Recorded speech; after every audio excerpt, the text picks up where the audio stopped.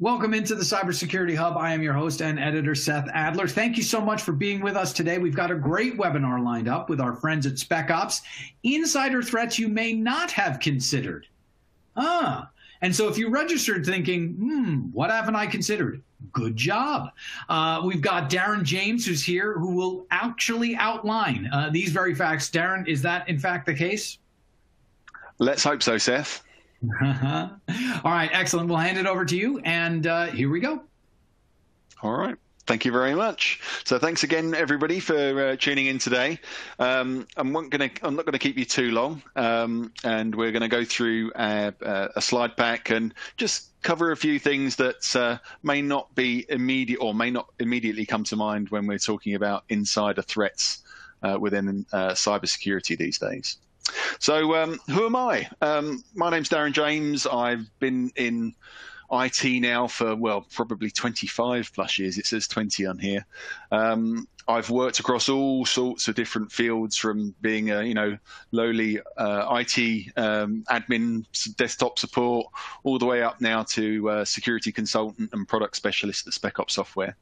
I've been here for around 10 years, and as it says in my bio here, I do love every minute. Very, very smart company, smart people. And yeah, can quite happily see myself staying here for the rest of my career. I think it's get to meet interesting people every day. And saying that, who are SpecOps Software? Well, we're a small, privately owned software house. We're based out of Stockholm in Sweden, although we do have offices in the UK, where I'm based, Germany, United States, and Canada. And we're also now opening one up in France, in Paris as well. We specialize in Active Directory tools, so things that improve Active Directory, and really within identity, access management, passwords, security, and a little bit of desktop management as well. So like a SCCM kind of competitor, if you like. So insider threats. Well, when we think about that today, we always think about, someone inside our network who's attacking our own internal passwords and maybe shoulder surfing people and seeing what their passwords are and attempting to run malicious code on internal servers. But that's not always the case. There are really sort of three main types. There is that type that I've just mentioned, the malicious attacks that we hear from our employees, but there are also a couple of others. So well-intentioned but negligent use of our systems, and so this could be, people having poor password hygiene, not locking their workstations when they're away from their desk.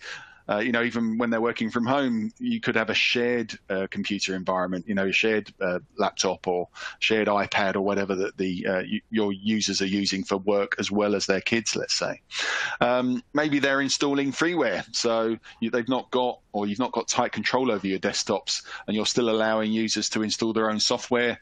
It's hard to deploy software to people these days. They're used to installing apps on their phones, so maybe they're Googling things and downloading stuff that shouldn't be downloaded onto their workstations. Or even, the basic phishing emails that we see. So whether it's clicking on links in emails or opening PDFs that they think have come from an internal, one of their colleagues or the boss, but it's actually taking them off to some phishing website or running some piece of malware inside their user profile. These are all threats that we need to be aware of that come from inside our network. And especially during COVID, we've seen a dramatic increase in people pretending to be employees and calling the service desk and asking for password resets and such like, because we've not got that face-to-face contact anymore. We're seeing an increasing attack vector in that space as well, particularly as more and more companies roll out things like MFA. Hackers are having to become a little bit more aware of other ways into our networks. And so this social engineering of the service desk can be a big problem as well. Recent insider threats. So yeah, COVID, pandemic, all of that thing, everything that's hit us for the past 12 months has been a massive shock to the system for near enough every person on the planet, whether they've been furloughed, so that is, paid to stay at home, whether they're working from home and their environment has changed. That also means the security perimeter on our network has changed as well. So rather than it being an office, which was always, had a security guard and you had swipe card access or whatever it might have been, we've now pushed that security out to people's bedrooms and spare rooms and kitchens and wherever they may be. So we've got to think about that. We also need to think about the fact that a lot of users may be worried about their jobs. Maybe security isn't really the top of their priorities anymore. They're concerned about how they're going to put food on the table for their families, and so they've been distracted, and they're not quite as in tune to the security issues that may face them in this new world that we live in.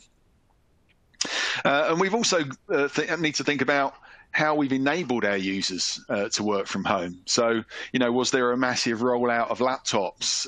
Did we have to spin up lots of VPNs or new ways of allowing our users to access corporate resources?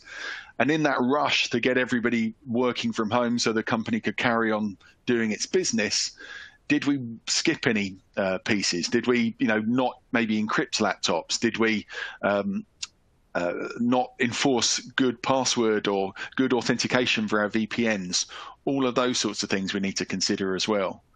And so really now we're a year in, and now that it seems like most organizations aren't rapidly getting their employees back into the office and are embracing the working from home sort of attitude, I think a lot of IT organizations or a lot of IT departments need to take stock of what's happened, look at where they are, look at the new threats that now are potentially impacting their users, and need to figure out how we're going to deal with those.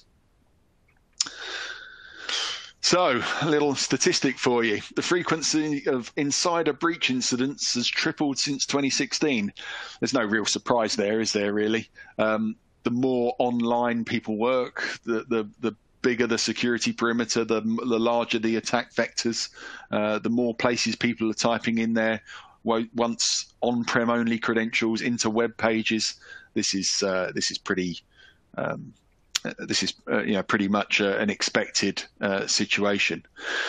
But it also means that we're always playing catch up as well. I think it's evidence to that as well. We need to we can't stay still in the IT environment these days. We need to move it forward, move forward with the times, and embrace these changes to the way our users are working. And 30%, another stat, 30% of breaches involve internal threat actors.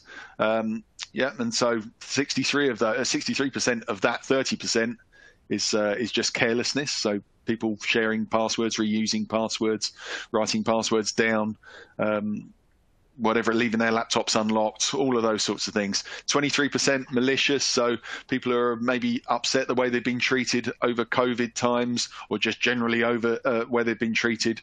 We need to still be aware that there are people that hold a grudge potentially against the company and may want to cause us trouble. And 14%, yes, compromised credentials. People have clicked on a link in an email, been exposed to a phishing attack, those sorts of things. So all internal threats. So really, we now have to think about how we're going to rein all of this under our control. So we need to think about three areas really where we can score some quick wins with regards to this. So the first of all, we're talking about awareness. Secondly, passwords. I mean, they're the biggest entry point really, I think, into everybody's organization still.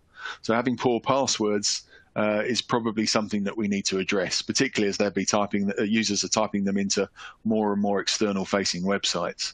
And then generally authentication, how does a user prove their identity? Sure, they can use a password, but there are other ways of proving identity these days. So whether that be Face ID or fingerprints or Duo or Microsoft Authenticator or Google Authenticator, there's even answering secret questions and answers. Lots and lots of ways of proving proving somebody's identity. But we also need to think about when we need to prove our identity, not just when we're logging into a machine or when we're accessing a certain system or web page, but even when maybe we're communicating with the service desk. Is there a way of verifying the user at the other end of the phone? That sort of thing as well. So let's take each one of these topics in turn. So awareness, I think that's probably the easiest thing to do. We need to try and remind users of the importance of IT security, particularly in this new world that we're living in right now. So if you haven't got an IT acceptable use document or acceptable use policy, it might be a good idea to create one. And if you have got one, again, it might be an idea to review it and resend it out to your users. And this just, points to the fact that the users are responsible for their account and their password. It's disciplinary potentially if their account gets compromised, and reminds them of the importance of not sharing passwords, making sure their laptops are encrypted, all of those sorts of things. And if you do need to review it with regards to how the world is today, this is a good opportunity to do so. And you need to highlight really the impact that any sort of security breach may have on them. So especially if the company loses customer data or personal information, that could well result in fines for the company. In some companies, particularly in the precarious nature of that a lot of businesses find themselves in today, that could potentially make companies go bust. So it could bring down the entire company. And that's not me just making things up. If customers lose trust in your organization because of a public security breach, you could be in trouble. I mean, just look at some of the examples just before Christmas. We won't talk about any names, but if you Google the word sunburst, you'll know what I'm talking about. So, we need to think about those sorts of things. And in some cases, some extreme cases, we could end up with somebody going to prison. GDPR in the UK, or in Europe, I should say. We're outside of Europe nowadays, but also the Privacy Act in the US. We need to make sure that, if we lose customer data and it ends up being a huge scandal, someone may well end up going to prison over it. So this awareness of how important it is to be security aware within the IT scope, or within the scope of IT, is very, very important. The other thing, though, is that training and awareness doesn't always tell the whole story. We need to sometimes find a way of enforcing good behavior. And so whether that's enforcing good password policies or enforcing BitLocker encryption on our corporate devices, we need to think about that way. How we can't just advise people. Sometimes we need to look at ways of enforcing things as well. So 80%, and that kind of leads us nicely onto this one. So 80% of breaches involve brute forced or lost or stolen credentials, and 70% of employees reuse passwords at work. Yeah, I mean, we're all human beings, aren't we? And if you think about how many passwords you had to manage, say, 15, 20 years ago, probably wasn't that many. But think about how many you need to manage today. Think about all the systems and all the web pages and all the stores and email accounts that you might have. There are literally hundreds and hundreds of systems out there, and you as a user has probably got a good 30, 40, 50. And then think about how often you vary those passwords. Now, obviously, I'm talking to a lot of IT experts on here today, and security experts, I'm sure. So you may be one of those few people that actually does generate strong random passwords for every website that you log into. And that's fantastic. But now think about your users. Are they the same as you? The answer is probably not. And so many people reuse their passwords. And so if you do have these users that create strong passwords and they think they're amazing, but then they reuse them on their Walmart accounts or their Boots accounts or their Gmail account, Facebook, LinkedIn, whatever account. It only takes one of those other systems to become compromised, and then that user's password and potentially a credential, an email or email address or other identity may be lost along with it. And in that case, you're opening yourself up to credential stuffing and credential spraying attacks. So yeah, we need to think about how users behave and how they're going to use these passwords. What are weak passwords? Well, yeah, on this little graphic here shows you how long it takes to crack passwords. And I think most organizations have some sort of complexity, because that's kind of what Microsoft switched on 20 years ago when we first had our Active Directories. So we've all gone, yes, 3 out of the 5 character types. Must contain at least 9-10 characters, expires every 42 days, or maybe every 3 months, 6 months, whatever it may be. But of course, you, me, and the world know that, and every hacker in the world knows that user's password is probably going to start with a capital letter. It's probably going to have some lowercase characters in the middle, and then probably going to have a number at the end. Very few people put special characters in the passwords. It is actually 3 out of the 5 character types. The other character type, apart from uppercase, lowercase, special, and numbers, is Unicode characters. Nobody even knows what they are, and they don't even appear on a UK or US keyboard, generally speaking. So typically, it's uppercase character at the beginning, lowercase characters in the middle, number at the end. Every hacker knows every user in the world follows that, and we get a nice predictable pattern and end up with something like this, the one in the middle there, 2 days to crack that terrible password. I'd be surprised if it even took 2 days, actually. And so what a lot of governments have said, certainly the UK government, the NCSC, and a little bit of guidance even from Microsoft and NIST in 2016, said that rather than going for complicated passwords that are difficult for people to remember, but easy for computers to guess or crack and hackers to guess, why not encourage users to adopt passphrases? So 3 random words is something that's bandied around a lot, certainly here in the UK. So I've just put, Darren, Spec Ops, and Disney. There's 3 random words there with over 6 characters in each word. Doesn't need to be complex, but because of the length, the entropy is massive. And so, yeah, compared to our 2-day cracking time over here, we've got 3 million years for that phrase. And a phrase shouldn't be something, it shouldn't be like, may the force be with you, or we all live on a yellow submarine, because they're very well-known phrases and sentences. They are weak passphrases. But the 3 random word thing is something that has become very, very popular, as I say, in the UK, and recommended by the NCSC. That's the National Cyber Security Centre, outside working from the UK government perspective. So what else have we got? So, yeah, probably a good idea to audit our passwords then, isn't it? And whether that be a pen test, or you get a proper password auditing company in, or whether you actually do a brute force attack yourselves on your own system, then it could be all of those options are available to you. And what you need to look for are things like blank passwords. So which users have got blank passwords, which users are running the same password. I'm sure none of us have ever done it on this call, but it has been known for some admins to set their admin password the same as their user password. So being able to spot things like that would be good. Do we have any users that are currently running breach passwords? And if so, what database is telling us a password is breached? The longer the larger the database, the better that scan will be. A big one that's happened in the last 12 months is passwords which never expire. And there has been some guidance from the government saying that if you are sure that your users' passwords will never become compromised, then you can set them to never expire.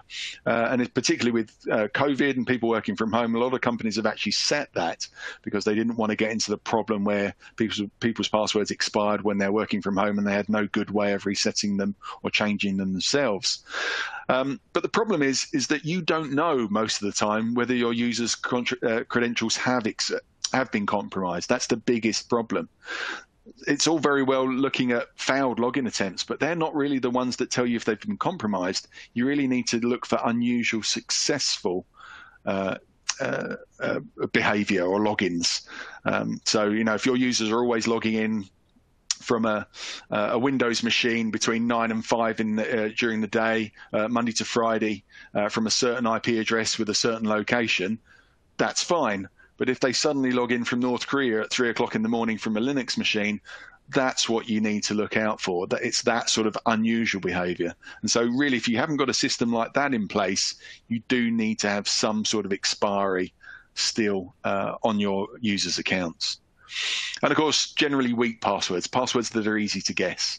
So, if you work for Spec Ops like I do, probably having a password with Spec Ops in it isn't a good idea. So we want to block those weak, easily guessable words as well.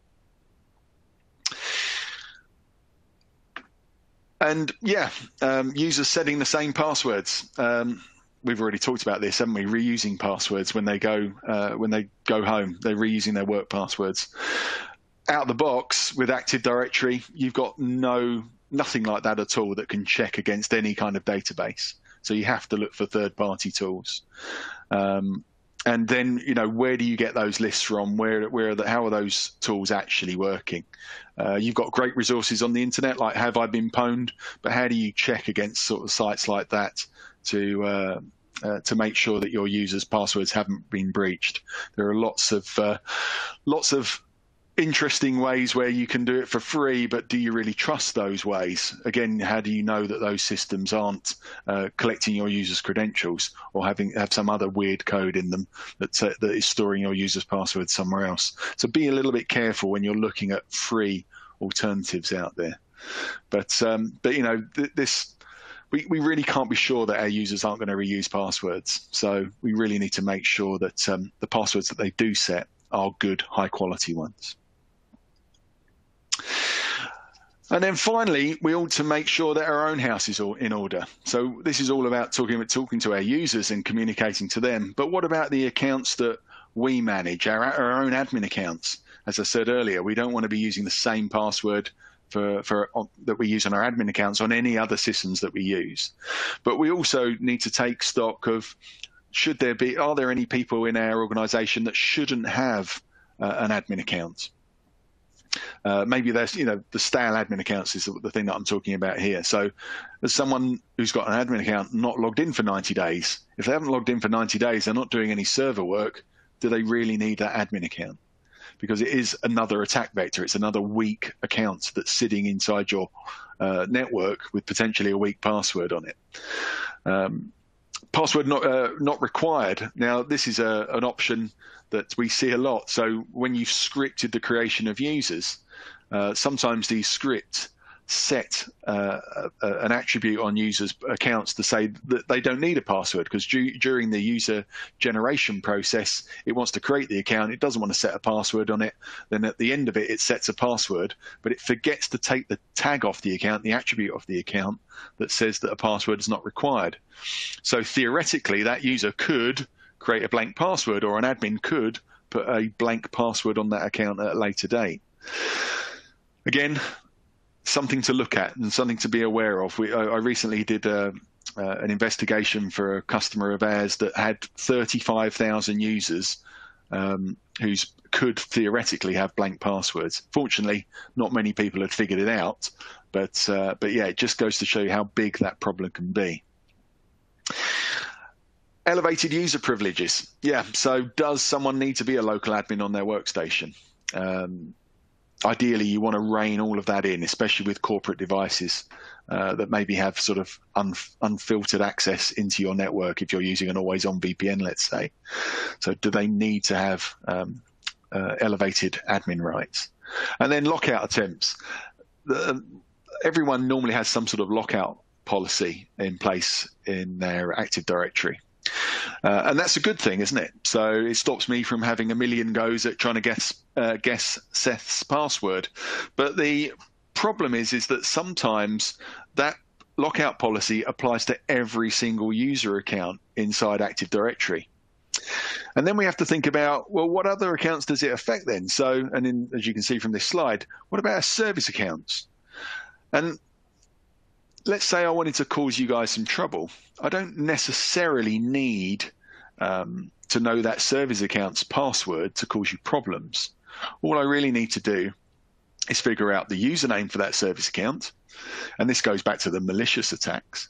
Figure out the username, and any user can look up any other username in AD, and then type the wrong password in 5 times into an interface, username and password interface, using the service account username, and then keep locking your service accounts out, and effectively launch a denial of service attack on those systems that those service accounts run and manage.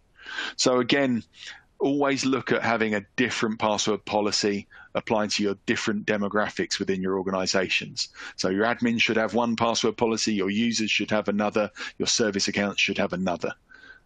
So think about that when you're thinking about password policies as well.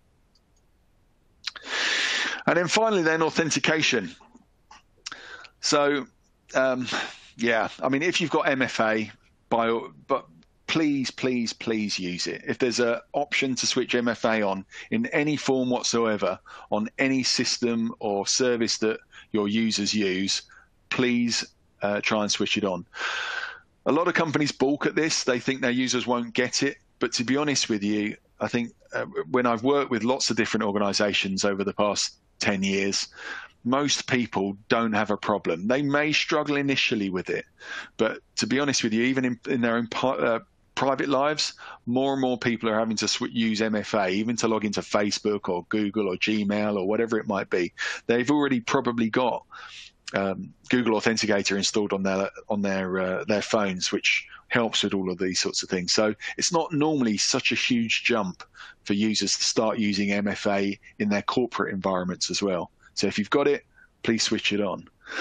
But also don't think that MFA is the answer to everything, because you might find that there is some system that your users use that can't support MFA. So just be aware, though, then that there is still potentially a chink in the armor. You can protect some applications and access via MFA, but maybe not all of it. And really, until you've got all of it covered, there's still a big risk there. And of course, other problems with authentication, as I mentioned right the way back at the beginning, is people using the current pandemic situation to trick the service desk into maybe resetting a password, pretending to be somebody who works at your organization when they're not. It talks about on the slide here, deep fake video calls or deep fake voice impersonations of people. They only have to, capture somebody's voice and then deep fake it from there. You can quite easily pretend to be somebody over a phone, particularly if you've got no other way of verifying that user other than you recognize their voice. That's not a terribly good way of checking of verifying a user. So look at ways that the service desk can check the identity of people that call in. Obviously, in smaller organizations, there's less risk. You're more likely to recognize mannerisms and the way that people speak and all those sorts of things. But the larger organizations you have, where you can't even count on that, you really do need some way of identifying that user at the other end of the phone. So yes, as I said at the bottom there, MFA is essential. In whatever form you can adopt it, please do.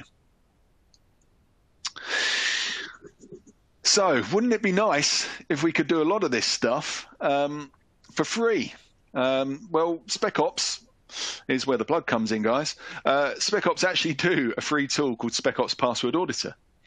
And Password Auditor, apart from being totally free, will highlight a lot of these problem areas that we've just talked about. So it will use a database of 738 million of the most commonly used password hashes over the past couple of months. And we update it every couple of months as well. And you can see the names of people who are currently running passwords that are on that database. So don't worry, it's not cracking anybody's passwords, and the report runs in seconds. I'd be very impressed if we could crack people's passwords that quickly. All it's doing is comparing the hashes. So, but it's a great way of identifying who's a potential weakness and where you might need to start, and gives you an idea of the scale of the problem. And let's face it, to be honest with you, if you've been running the Microsoft password policy for the past 20 years, you're probably going to have a pretty high number. I've seen anywhere from between 20% of all user accounts up to 80% of all user accounts running compromised passwords in an Active Directory. Secondly, it also identifies users with identical passwords.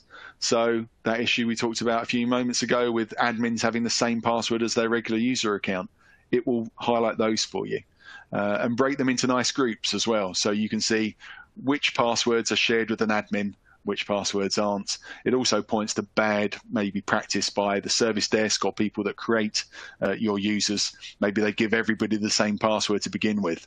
And then if people are just incrementing the number at the end each time. So it points out patterns of behavior like that as well. Stale admin accounts is on there. Password policy compliant. So if you want to check that your password policies are NIST or NCSC or PCI compliant, all of those reports are actually built into this application.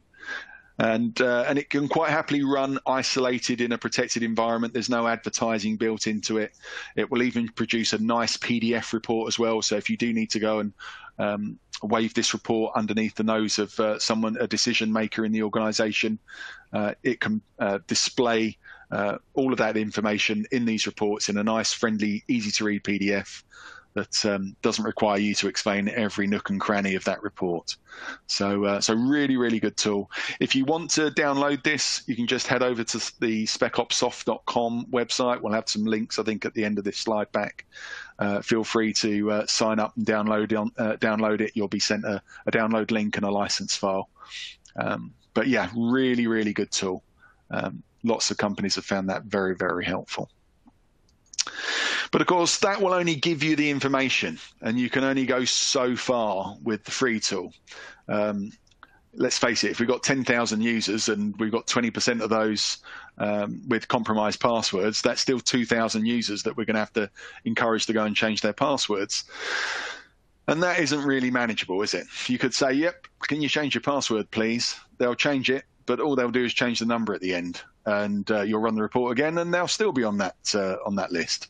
So how do we enforce a good password policy? Well, for that, you need something like SpecOps password policy. And that's what we've described briefly on this slide here. So this will allow you to set whatever policy you like. You can have as many policies as you like, so different policies for different demographics within your organization, whether that be the admins, the users, the service accounts, the users that are affected by PCI, the users that are affected by HIPAA regulations, you name it, you can design a policy that fits those users. You don't have to have one policy that suits everybody anymore.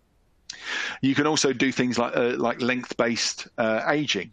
So if they set a weak password, a short weak password, you can say, well, okay, that's fine, but we're going to make you change it every 30 days. But if you set a longer password, we'll let you keep it for a year. Or maybe if you use a passphrase and we've got a tool that can tell whether people are logging in successfully from North Korea or not, we can even set it to never expire if you go over 20 characters and use a passphrase.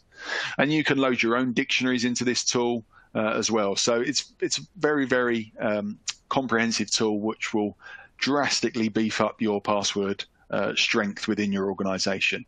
And it only takes a couple of hours to deploy. It doesn't matter about the size of the organization.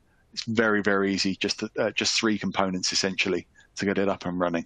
No schema updates either, which again is very, very important. So we're not compromising any Active Directory or support agreements that you might have with Microsoft either. So, and how else can we help? Well, we talked about Password Auditor, so that shows you how big the problem is. We've got Password Policy that allows you to enforce better password hygiene within your organization across all your different user demographics. We also have something called Breached Password Protection, which is a plugin into Password Policy, which will stop your users from setting any words in that 738 million word database, but it will also stop your users setting their passwords against a 2.5 billion word database that is continually growing that we host for you up in our cloud. If you can kind of think about the Have I Been Pwned website on steroids, that's really what Breach Password Protection does for you. So that has been a very, very popular solution over the past few years. And then finally, once we've got that strong password, wouldn't it be good if we could get our users to self-service reset with strong MFA? And that's exactly what SpecOps uReset does. So rather than the service desk being inundated with lots and lots of calls, we can let the users reset their own passwords using all sorts of strong identity services, whether they be Apple Touch ID, Face ID, Google Fingerprint, Duo, Okta, Ping, even weaker identity services where you say you want multiple factors. So password, secret questions and answers, mobile code, even getting their boss to verify them. All of these options are built into uReset. And of course, they'll get fantastic feedback when they reset their passwords as well. So as they start typing in their new password, all these little ticks will appear as they achieve each rule. So again, there's no need to contact the service desk. It's easier to reset their password themselves and more secure than contacting the service desk. And that is it, ladies and gentlemen. I'm hoping that some of you have got some questions for me. Excellent. All right. Yeah, folks definitely do have questions for you. Fantastic. Yeah. Any software you can recommend to further protect our network? Ask this person. Oh, well, I think I've just covered a few things there. But yeah, certainly from SpecOps, any of our solutions, please go and have a look. SpecOps Password Auditor Password Policy, uReset. Secure Service Desk is another option. We talked about the social engineering attacks against service desks. We also have a solution for that as well. But I mean, you should also look at privileged access management solutions. So where admins, you don't have admin passwords anymore, where people check accounts out to do admin work and check them back in again, or the passwords expire immediately after that. They're also really popular, we found in recent times. But also just make sure that things are up to date. Make sure your systems are patched and you know, basic housekeeping. Any new solution that you buy, make sure that it supports MFA of some kind. Hopefully MFA that you've already purchased or used for other things, so you don't have to retrain users.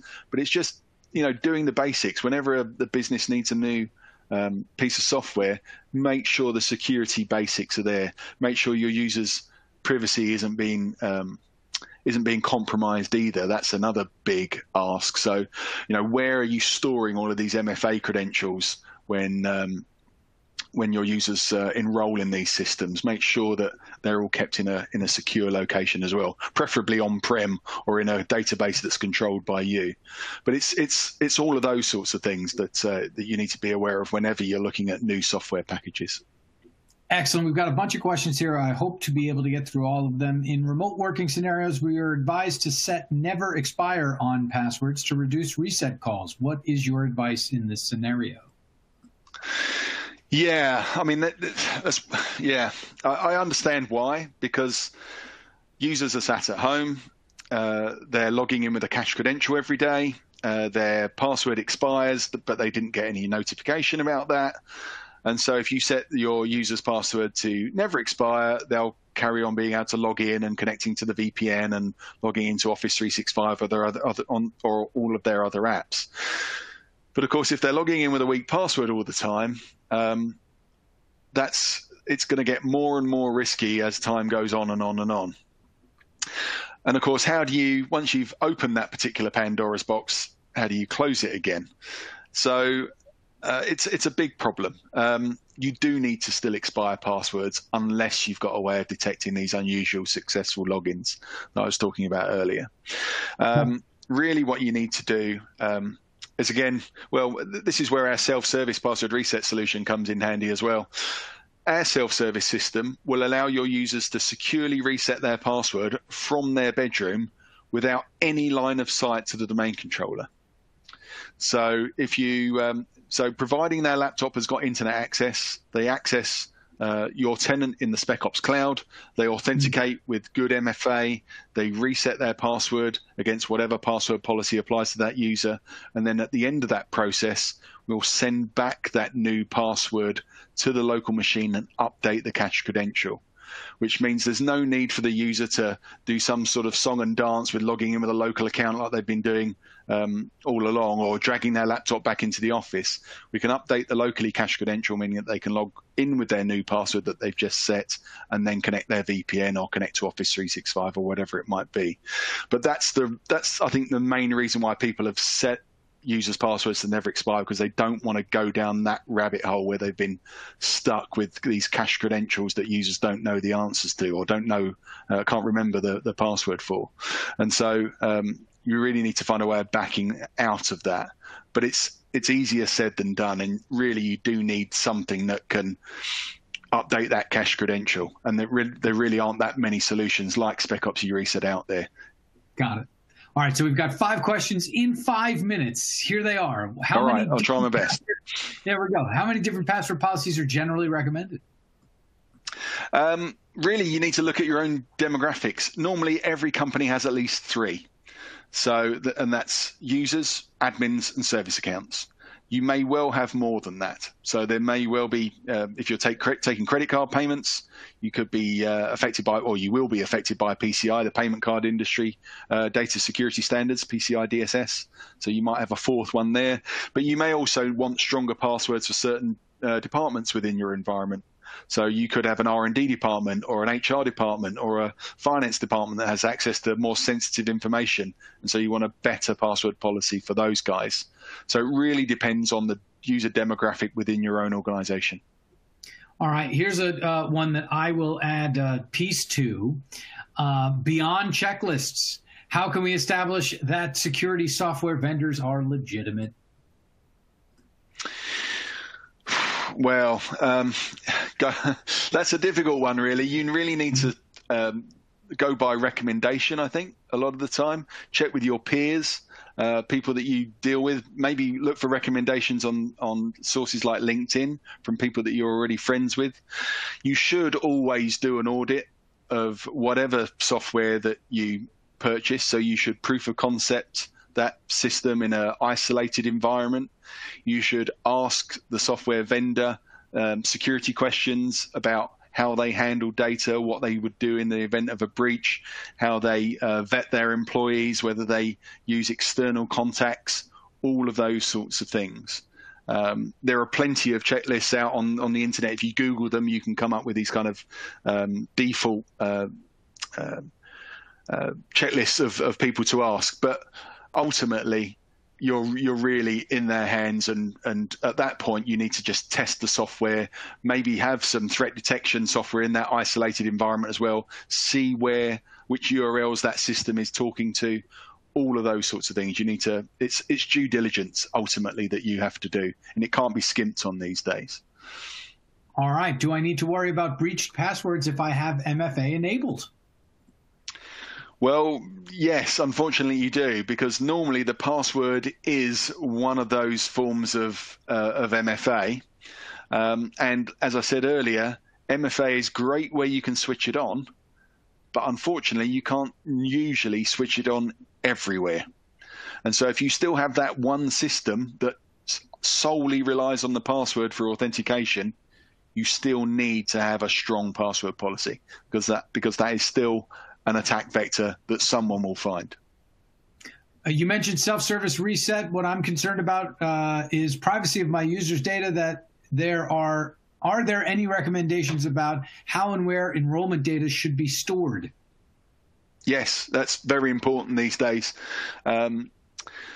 So again, with GDPR and the Privacy Act, you need to think about where your users' personal information is going to reside. It's data ultimately, so it needs to be stored in a database. We need to think about who's got access to that database. Is that database backed up? Is that database fault tolerant? Who's got access to the backups of the database? And is the data in that database encrypted at rest? So it's a huge potential nightmare, security nightmare with all of that potential personal information about your users. Do you want somebody else to look after that? Do you want it hosted in some third-party cloud? Probably not, I would say. Do you want to host it yourself? Yes. In which case, what sort of database is good for that? Well, Okay, we need fault tolerance. So are we thinking about SQL clusters and all those sorts of things? Yes, probably. If you look at something like uReset, the way we do it, we store it in a fault-tolerant, limited, already backed-up database that you don't have to pay any money for, your Active Directory. That's where we store our user data. So we store it in your AD, and we also encrypt it and sort that user's enrollment as well. So it's even protected from domain admins. But that's just the way we do it. Yeah, no, understood. And thank you for those answers. Thank you for your insight. For those in attendance, thank you for being here. We are going to have to end it there. We are out of time. But Darren, really appreciate your time. Really appreciate your insight. And to SpecOps, thank you so much for providing the webinar. Thank you, Seth. Good to meet you all. Good to talk to you all. Take care. Have a happy Easter.